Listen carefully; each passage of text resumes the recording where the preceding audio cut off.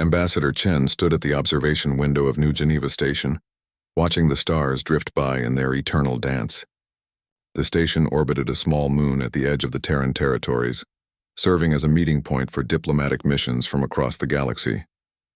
Chen had worked here for 12 years, and in all that time she had never once worried about war. Why would she? Humanity had been at peace for 3,000 years. She turned away from the window and walked through the station's central corridor. Aliens of various species moved past her. The tall crystalline Vexla, the floating gas beings called the Whispers, and several four-armed Cortani merchants arguing loudly about trade routes. They all nodded respectfully to Chen as she passed. Humans were well-liked throughout the galaxy, known for their fairness, their creativity, and their strange obsession with competitions. Chen entered the Terran Archive, a massive library that stored humanity's history from ancient Earth to the present day. The archivist, an elderly man named Dr. Matthews, looked up from his desk and smiled. He had been organizing historical records for the past 30 years, a task he claimed would take another 30 to complete. "Looking for something specific, Ambassador?" Matthews asked, adjusting his glasses. "Just browsing," Chen replied. "I have a meeting with the Cortani delegation in 2 hours. Thought I'd refresh myself on our history." Matthews chuckled. "Which part? The peaceful part or the other part?" Chen knew what he meant. The other part was humanity's past, the 3,000 years before the peace began. It was a history filled with wars, conflicts, and violence that made other species uncomfortable. Humans had fought each other over land, resources, religion, and sometimes for reasons no one could remember. They had been very good at fighting.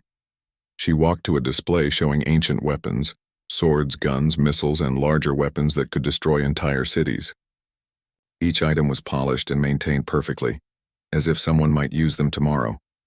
Next to the weapons display was a holographic presentation of famous battles throughout human history. Chen watched for a moment as tiny soldiers fought on virtual battlefields, their tactics and strategies preserved in perfect detail. "We were quite something, weren't we?" Matthews said, joining her at the display. "The galaxy's most aggressive species, they called us. Some aliens refused to make contact with Earth for centuries because they were terrified of what we might do." "Hard to imagine now," Chen said. "These days, the only thing humans fight about is who makes the best pizza, or which sports team is superior." Matthews laughed. "Well, we did channel all that aggression into something more productive. The Great Transition, they called it. When humanity finally looked at itself and decided there had to be a better way. The Great Transition had happened 3,000 years ago, around the year 2024 by the old calendar. Humanity had reached the stars, colonized several planets, and made contact with dozens of alien species.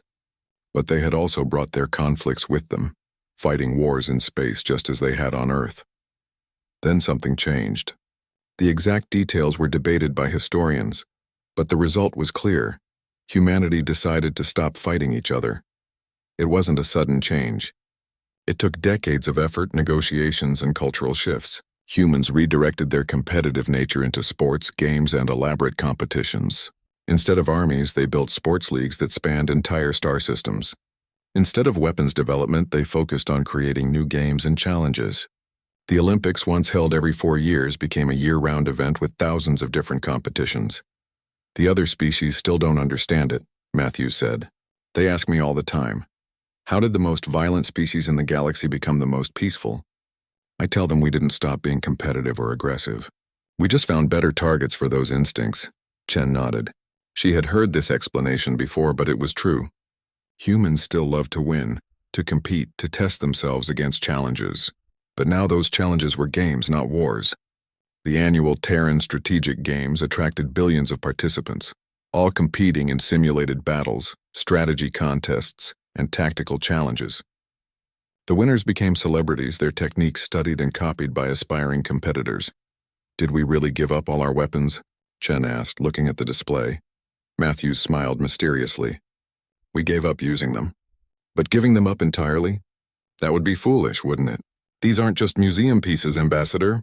Every single item in this archive is fully functional. We maintain them, study them, and improve upon the designs. Just because we choose not to use something doesn't mean we should forget how." Chen felt a small chill run down her spine. She had never thought about it that way.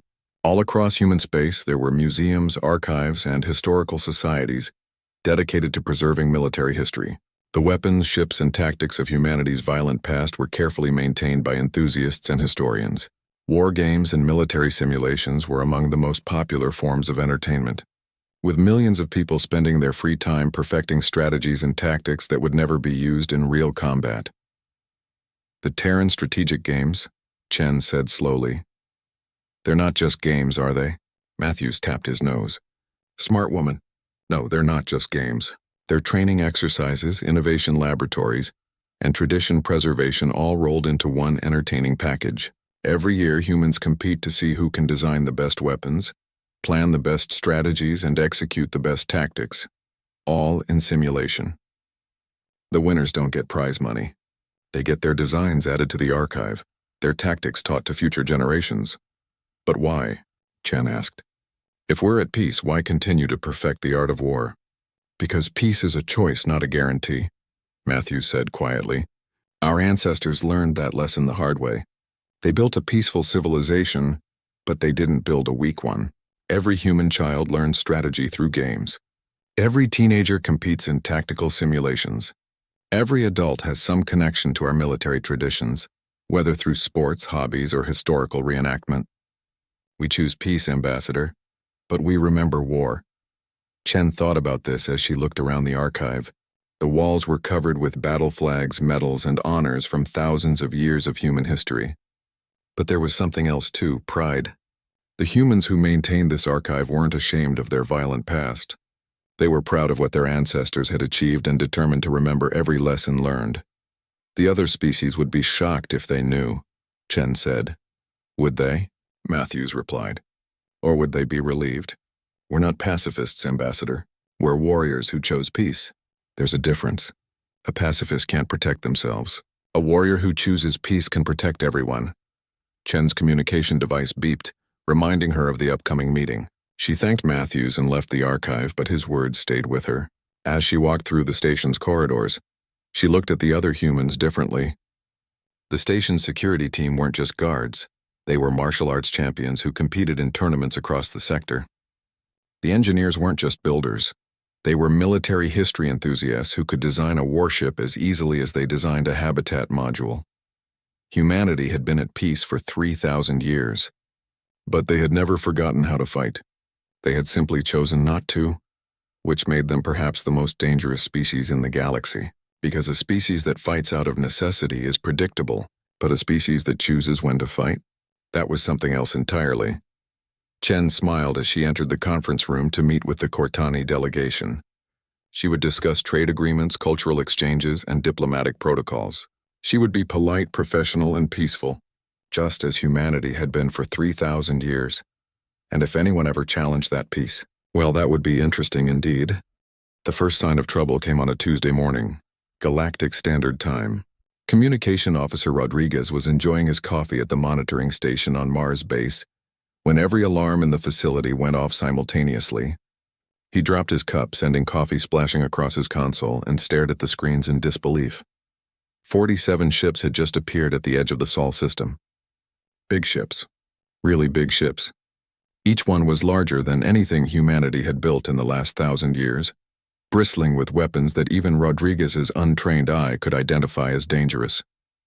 The ships were arranged in a perfect military formation, the kind that military history enthusiasts would recognize immediately as an invasion fleet. "Get me the commander," Rodriguez said, his voice surprisingly steady. "And someone contact Earth. We have visitors." Within minutes, the alert spread throughout human space. 17 star systems received the news simultaneously, and in each one, humans stopped what they were doing to watch the unfolding situation. The mysterious fleet held position at the edge of the Sol system, making no aggressive moves but clearly waiting for something. The communication came 2 hours later. Every screen, every display, every communication device in human space suddenly showed the same image. A massive alien standing in what appeared to be a command center. The creature was at least 8 feet tall, covered in thick armor that seemed to be part of its body, 4 arms extended from its torso, each ending in clawed hands. Its head was reptilian with multiple eyes that glowed red in the dim lighting. I am Supreme War Leader Vostok of the hegemony of Kethvar, the alien said in a voice that rumbled like distant thunder. The translation software rendered his words in perfect Terran standard. For 300 cycles, the hegemony has brought order to this sector of the galaxy. 42 civilizations have either joined us willingly or been absorbed by force. Now we have come to your worlds. Vostok leaned forward, his multiple eyes focusing on the camera. We have studied you humans. We know of your so-called peace. We know you have not fought a war in 3,000 of your years. We know you have grown soft, comfortable, and weak. The time of your peace is over. You have two choices, the war leader continued. Submit to hegemony rule, and your civilization will be preserved as a vassal state. You will provide resources, labor, and tribute, but your people will live. Refuse, and we will demonstrate why the hegemony is feared across 100 star systems. You have one of your days to decide. The transmission ended. For a moment, there was silence across human space. Then someone laughed. It started small, just a few chuckles in the monitoring station on Mars base. But it spread quickly. Rodriguez found himself grinning despite the serious situation. The commander, a stern woman named General Hayes who rarely smiled, started laughing so hard she had to sit down. Within minutes, the laughter had spread to Earth, to the colonies, to stations across 17 star systems. Humans were laughing at the invasion. President Sarah Kim Martinez called an emergency session of the Terran Council. The council chamber on Earth was normally a place of serious deliberation, where representatives from all human worlds gathered to make important decisions. Today, the chamber was filled with barely suppressed laughter. Order, Kim Martinez said, trying to keep her own face serious. Please, we need to maintain some dignity. Dignity? Admiral Torres stood up, wiping tears from his eyes. Madam President, did you see their ships? Those are warships. Actual warships. With weapons. They want to fight us! That is generally what an invasion force does, Kim Martinez replied dryly. But nobody wants to fight us, Torres said, and several other counselors nodded enthusiastically. We've been peacefully boring for 3 millennia. The most exciting military action in the last century was when the Vexilla accidentally fired a navigation thruster at our embassy ship, and we all knew that was an accident. This is a real fight, an actual war. They think we're weak, Counselor Zhang added, grinning widely. They actually think we're weak because we've been peaceful. Oh, this is perfect. Kim Martinez held up her hand for silence. The laughter gradually subsided, but the grins remained on every face. I understand everyone's enthusiasm, but we need to respond appropriately. This is a serious situation. Of course it's serious, Torres agreed. We need to take this seriously. We should probably mobilize the defense forces, activate the strategic reserves, and prepare for combat operations. We don't have defense forces, Counselor Park pointed out. We disbanded them 800 years ago. No, we didn't, Torres said, his grin widening. We reclassified them as historical societies and sporting organizations. Do you really think the Terran Strategic Games League is just about gaming? Those people have been training for this their entire lives. They just thought they'd never get to use it for real. Kim Martinez had to admit he had a point. The Strategic Games League had millions of members across human space. They competed in simulated battles, designed theoretical weapons, and spent countless hours perfecting tactics that everyone assumed would never be needed. They weren't soldiers. They were enthusiasts, hobbyists, and history buffs who loved military strategy the way other people loved music or art. What about equipment? Park asked. Surely our museum pieces won't stand up to modern warships? Museum pieces? Torres laughed. Every ship, weapon, and piece of technology in our museums is fully functional and regularly updated. We've been applying 3,000 years of technological advancement to military designs that we've never stopped improving. The difference is we've been doing it without the pressure of actual warfare driving our decisions. We've had the luxury of perfecting everything. The council chamber erupted in excited conversation. Representatives pulled up documents, made calls to various organizations, and began coordinating what looked like preparations for war, but felt more like planning the galaxy's most exciting sporting event. One day, Kim Martinez said quietly, bringing the room back to order. They gave us 1 day to decide. That's not much time. It's plenty of time, Torres replied. We've been ready for 3,000 years. We just didn't know it until now. Kim Martinez looked around the chamber at the grinning faces of humanity's leadership. She thought about Ambassador Chen's report from New Geneva Station, about Dr. Matthews and his carefully maintained archives, about the millions of humans who had spent their lives studying warfare as a hobby. She thought about the sports leagues, the competitions, the simulations, and the elaborate games that had kept humanity's competitive spirit alive for 3 millennia.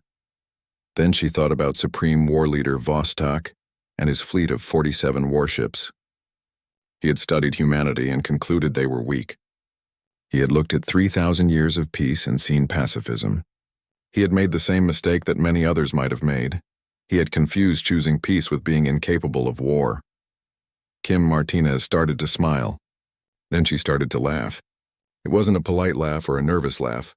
It was the laugh of someone who had just been handed an unexpected gift, something she never knew she wanted until it was offered. "Very well," she said, straightening her jacket.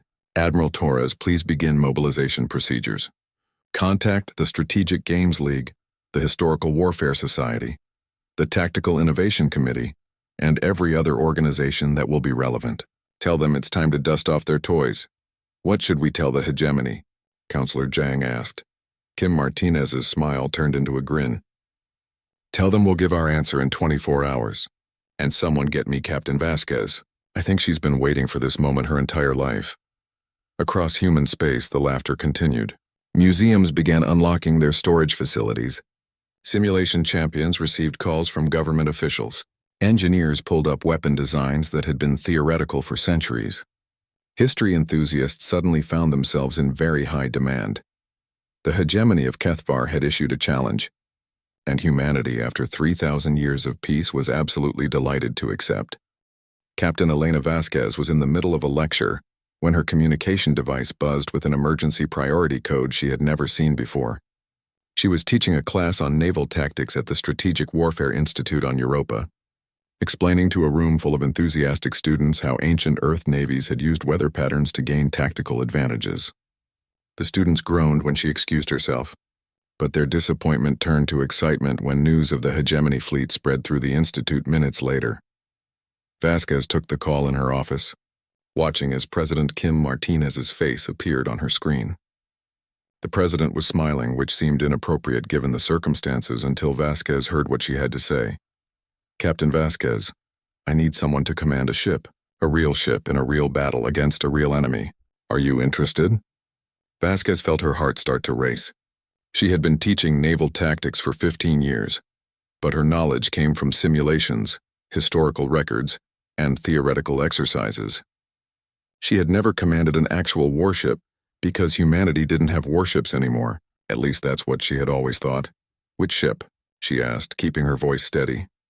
"The Indomitable," Kim Martinez replied. "It's being brought out of storage now."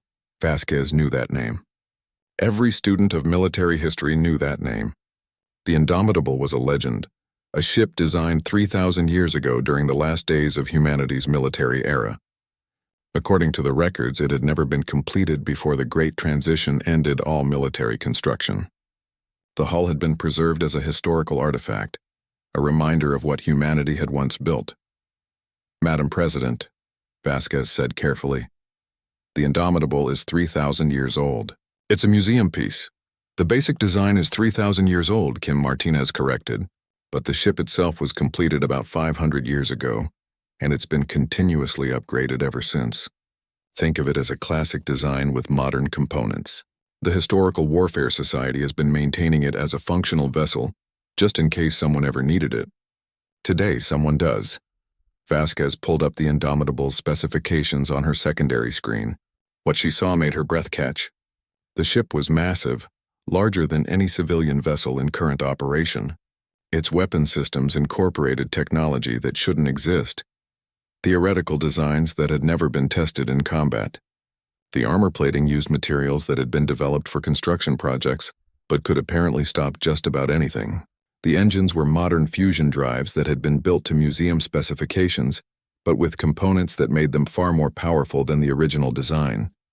"It's beautiful," Vasquez whispered.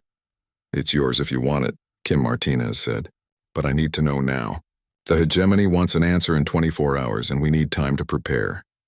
"I'll take it," Vasquez said without hesitation. "When do I leave?" "Immediately. Your crew is already being assembled. Check your personnel roster. Vasquez opened the crew manifest and started reading names. She recognized most of them immediately. Lieutenant Park, the 3-time champion of the Terran Strategic Games. Commander Wilson, who held the record for most successful simulated campaigns. Engineer Lopez, who had written a thesis on efficient power distribution in combat scenarios that had become required reading at the Institute. Navigator Chen, who could plot faster-than-light jumps in her sleep. They were all like her, people who had spent their lives studying warfare as a hobby, mastering skills that everyone assumed would never be used in real life. They were teachers, researchers, and competition champions. They were also, Vasquez realized, the closest thing humanity had to a military. "These are all civilians," she said. "So are you," Kim Martinez pointed out. "Captain Vasquez, there hasn't been a military officer in human space for 800 years. Everyone who serves on the Indomitable will be a civilian volunteer. But every one of them has trained for this moment, even if they didn't know it.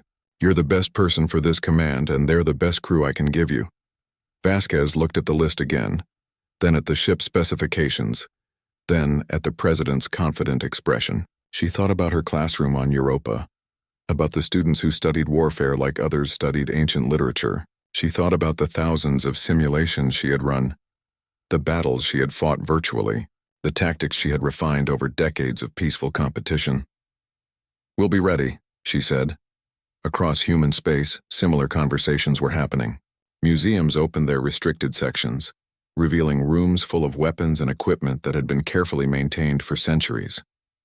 The items weren't dusty relics, they were polished, tested, and ready for use.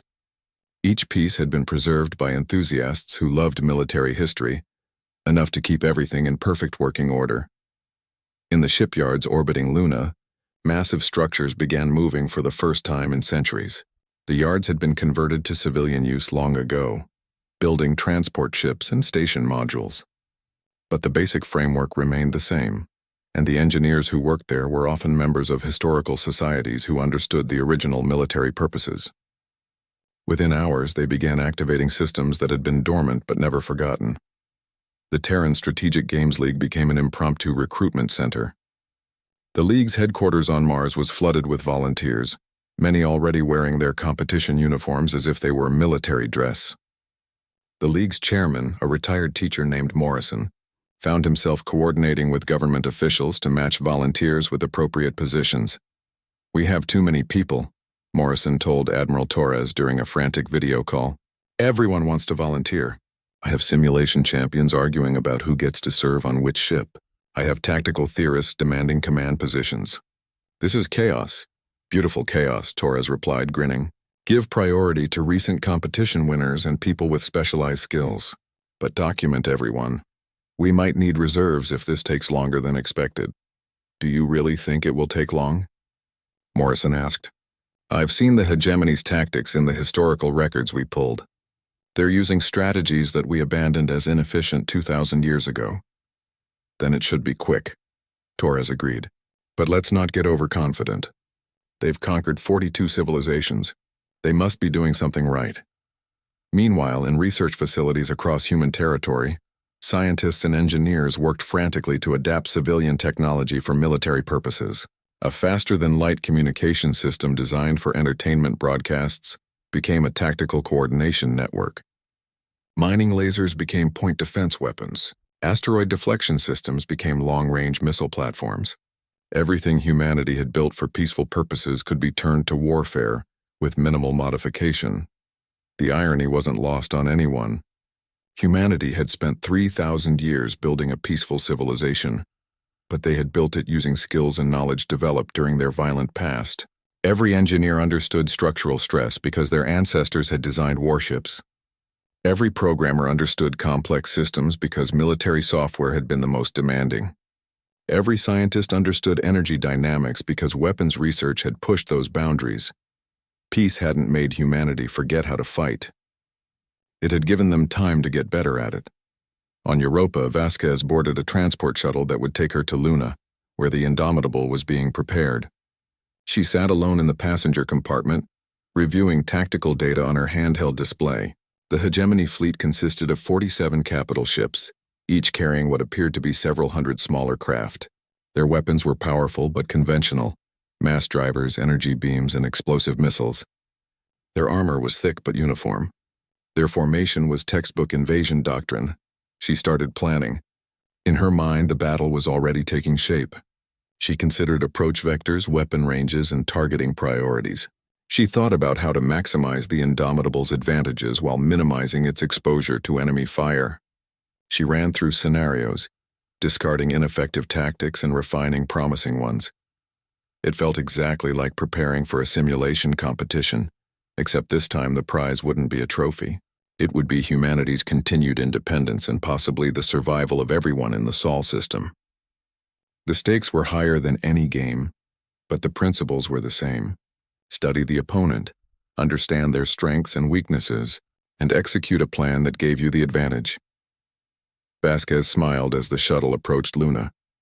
She had been preparing for this moment her entire life, running thousands of simulations and studying countless historical battles. She had just never expected the moment to actually arrive. The hegemony thought they were facing a weak, peaceful civilization. They were about to learn why humanity's peace had lasted 3,000 years. Not because humans had forgotten how to fight, but because they had become so good at it that fighting seemed unnecessary, until someone was foolish enough to challenge them. Then the real lesson would begin. The Indomitable hung in space near Mars, a sleek predator waiting in the darkness. From the outside, it looked like something from a history display. Curved hull, visible weapon ports, and design elements that spoke of an older era. But appearances were deceiving. Every centimeter of the ship incorporated technology the hegemony couldn't imagine, all wrapped in a classic package that humanity had never stopped refining. Captain Elena Vasquez sat in the command chair, feeling the subtle vibrations of the ship's systems through the deck plates. Around her, the bridge crew worked at their stations with calm efficiency. They had trained for this in simulations, but Vasquez could sense the difference. This was real. The enemy fleet approaching from the edge of the system was real. The weapon systems they were monitoring were real, and the consequences of failure would be very real indeed. "Status report," Vasquez said quietly. Lieutenant Park looked up from the tactical station. "All weapon systems online and ready. Defensive fields at maximum. Power distribution optimal." "We're as ready as we'll ever be, Captain." "Enemy fleet?" Vasquez asked. "Maintaining their position at the system's edge," Park replied. "They haven't moved since their ultimatum. I think they're waiting for us to either surrender or panic." "How disappointing for them," Vasquez murmured. She tapped her command console, bringing up a view of the hegemony fleet. 47 massive ships arranged in perfect formation, bristling with weapons that had conquered dozens of civilizations. Against them, humanity had sent one ship, just the Indomitable, alone in the darkness. It might have seemed like arrogance or desperation, but it was neither. It was a message. Humanity didn't need 47 ships. They didn't need a fleet. They needed one ship and a crew that understood what they were doing. Everything else was just showing off. "Incoming transmission," Commander Wilson announced. "It's from the hegemony flagship. Supreme War Leader Vostok wants to speak to whoever is in command." "Put him through," Vasquez said. "And make sure this is broadcast on all channels.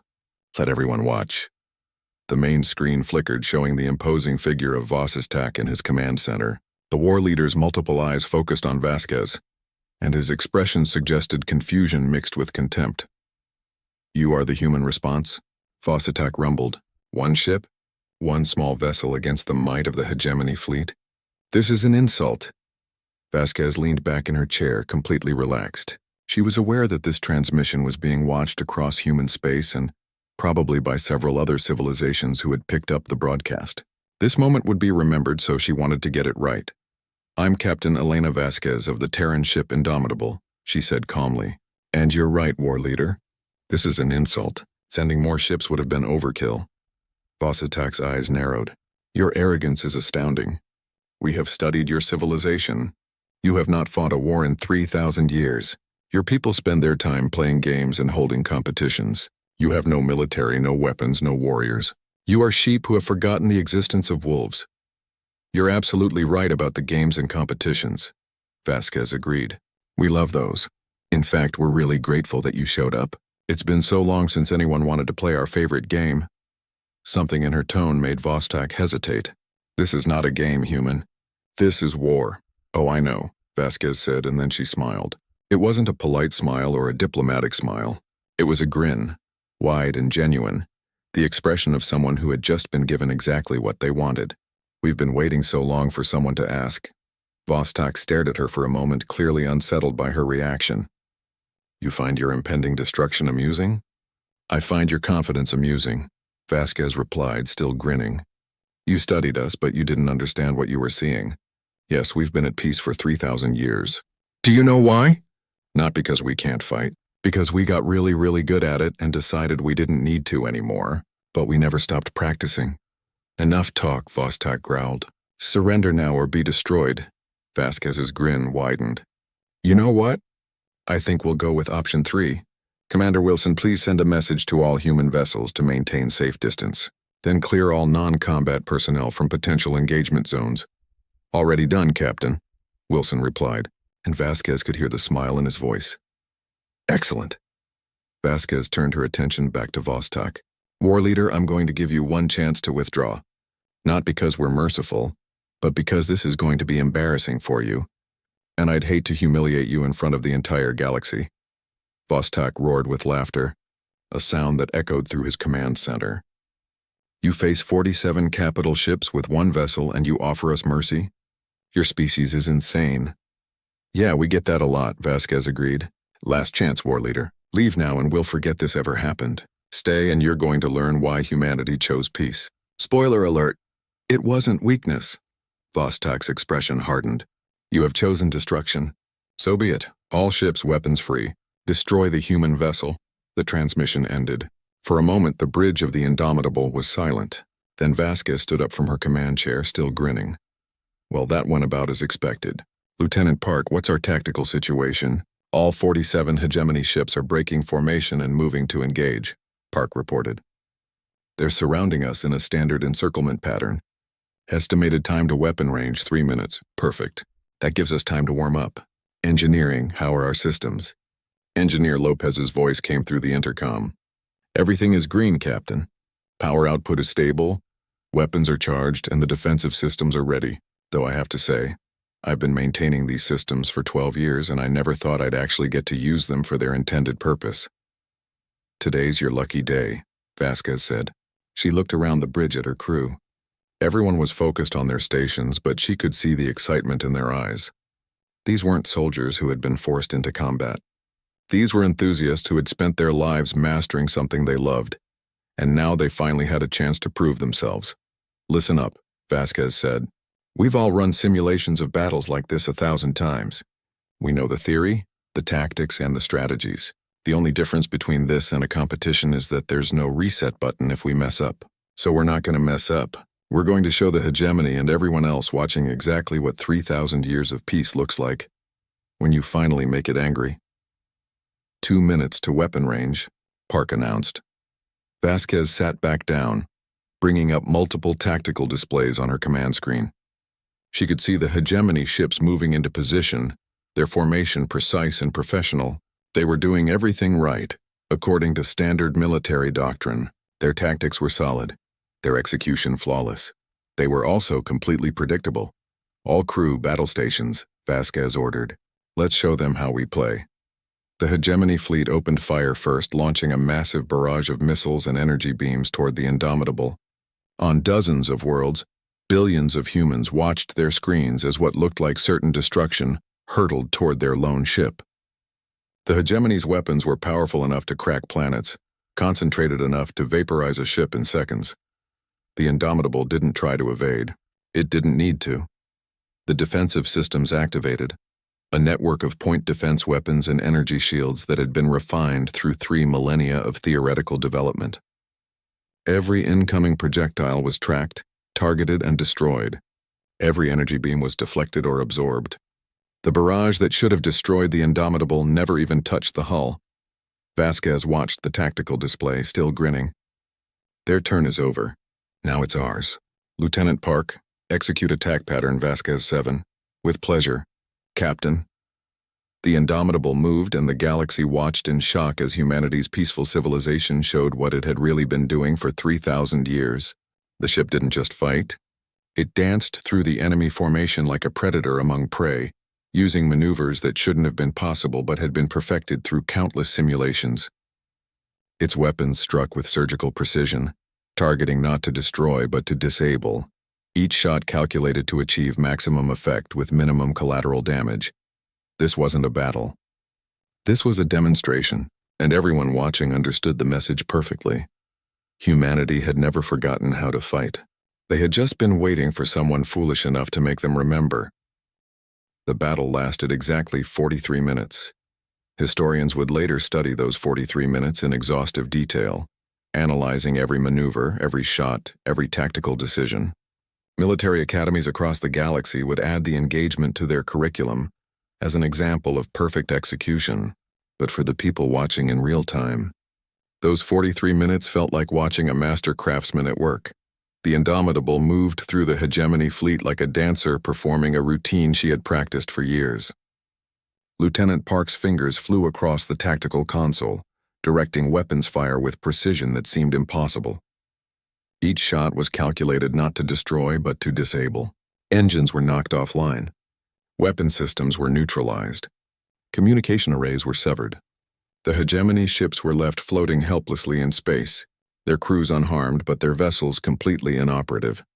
Captain Vasquez remained calm throughout the engagement, calling out orders in the same tone she might use in a classroom. Target the lead ship's starboard engine cluster. Make it clean. Swing around and disable those 3 destroyers. Watch your spacing. Commander Wilson. Redirect power from forward shields. We won't need them for this approach. On the hegemony flagship, Supreme War Leader Vostok watched in growing horror as his supposedly unstoppable fleet was systematically dismantled. His tactical officers shouted reports that made no sense. The human ship was too fast, too precise, too unpredictable. Every time they tried to target it, the Indomitable was already somewhere else. Every strategy they attempted, the humans countered before it was fully executed. How are they doing this? Vostok demanded.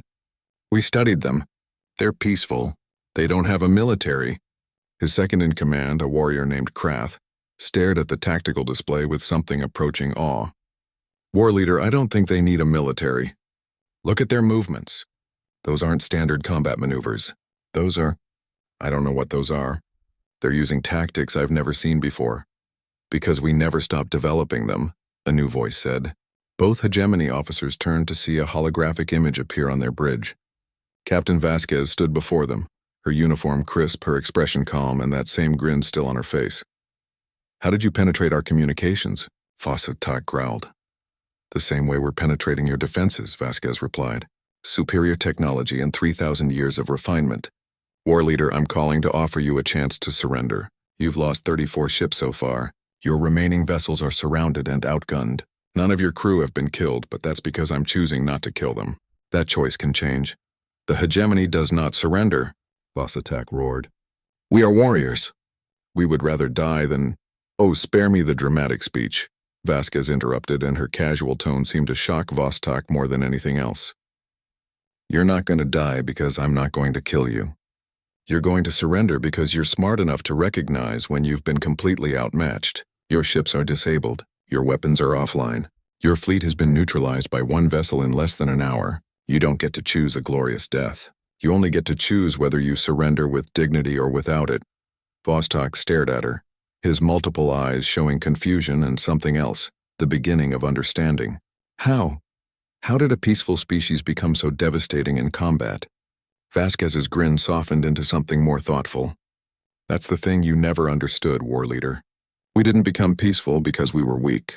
We became peaceful because we were so good at war that it stopped being necessary. Every human child grows up learning strategy through games. Every teenager competes in tactical simulations. Every adult has some connection to our military traditions. We never stopped training. We never stopped innovating.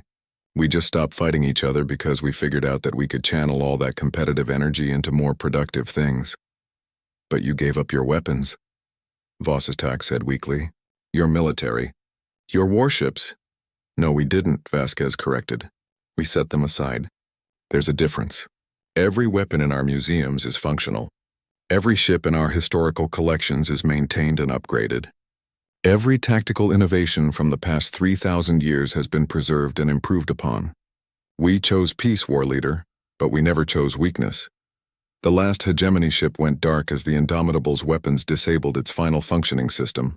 The battle was over. 47 capital ships, the pride of an empire that had conquered 42 civilizations, now floated helplessly in space.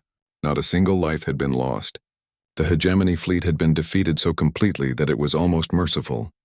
I will inform the hegemony of our defeat, Vostok said quietly. His posture had changed, becoming less aggressive and more respectful. But I must ask, why did you not destroy us? You clearly had the capability, Vasquez shrugged. Because we're not interested in conquest or domination. We just wanted to make a point. You challenged us, so we demonstrated why that was a mistake. Now you get to go home and tell everyone what happened. Consider it a lesson for the rest of the galaxy. Humanity chooses peace, but we remember war. The transmission ended. On the bridge of the Indomitable, the crew remained at their stations, maintaining discipline even as the adrenaline started to fade. They had done it. They had faced an invasion force with a single ship and won decisively. The simulations had prepared them well, but nothing could replicate the satisfaction of a real victory. All systems secure, Captain, Lieutenant Park reported. Enemy vessels are disabled but stable. No casualties on any side. Excellent work, everyone, Vasquez said, standing up from her command chair. Commander Wilson, please coordinate with the hegemony ships to ensure their life support and basic systems remain functional. We'll arrange for their recovery and return to their territory. Captain, we're receiving communications from Earth, Wilson said. President Kim Martinez wants to speak with you. Also, we're getting messages from about 200 different news organizations, 37 governments, and what appears to be every military history society in human space. Vasquez laughed. Route the president's call to my ready room. Tell everyone else I'll give a full statement in a few hours. Right now I need 5 minutes to just sit down and process what we just did. She walked into her small office, collapsing into the chair and letting out a long breath. 43 minutes. That's all it had taken to defeat an empire that had been conquering the galaxy for centuries. It felt almost anticlimactic, like a simulation that had ended too quickly because the opponent's programming wasn't sophisticated enough. But this had been real. The hegemony had been real, their threat had been real, and humanity's response had been devastatingly real. The message was sent, not just to the hegemony but to every civilization watching. Humanity's peace was not weakness. It was a choice, made by a species that had mastered warfare so thoroughly that they no longer needed it. President Kim Martinez's face appeared on Vasquez's screen. Captain, that was the most beautiful thing I've ever seen. 43 minutes. The tactical analysts are going crazy trying to understand half of what you did out there. We got lucky, Vasquez said modestly. The hegemony was using outdated tactics. If they had been more adaptive, it might have taken an hour. Kim Martinez smiled. The galaxy is in shock. We're receiving diplomatic communications from every major civilization. The general consensus seems to be that everyone just realized they should probably stay on humanity's good side. That was kind of the point, Vasquez admitted. War leader Vostok is actually quite competent by conventional standards. But conventional warfare is something we abandoned 2,000 years ago. We've had 3 millennia to develop better methods. 3 days later, Vostok found himself aboard the Indomitable as a guest rather than a prisoner. Captain Vasquez had invited him for a tour and a conversation, one warrior to another. The war leader moved through the ship with visible amazement, studying the technology and design with professional interest. Your weapons are 3 generations ahead of anything in hegemony space, Vostok said. Your defensive systems are nearly impenetrable. Your tactics are unlike anything I've studied in 400 years of military service. How is this possible? Competition, Vasquez replied simply. They were sitting in the ship's observation lounge watching stars drift past. Every year, millions of humans compete in tactical simulations. The winners are the people who develop new strategies, new approaches, new ways of thinking about combat. Those innovations get added to our collective knowledge. Then next year, everyone has to do even better to win. It's been going on for 3,000 years. So your entire civilization has been training for war while pretending to be at peace? Vostok asked. Not pretending, Vasquez corrected. We genuinely are at peace. We don't fight each other. We don't conquer other species. We don't build empires. But we never forgot who we are. We're competitors. We love challenges. We love winning. We just found ways to do that without killing each other. Vostok was quiet for a long moment. Then he said something unexpected. Would you teach us? Vasquez raised an eyebrow. Teach you what? How to be like you, Vostok said seriously.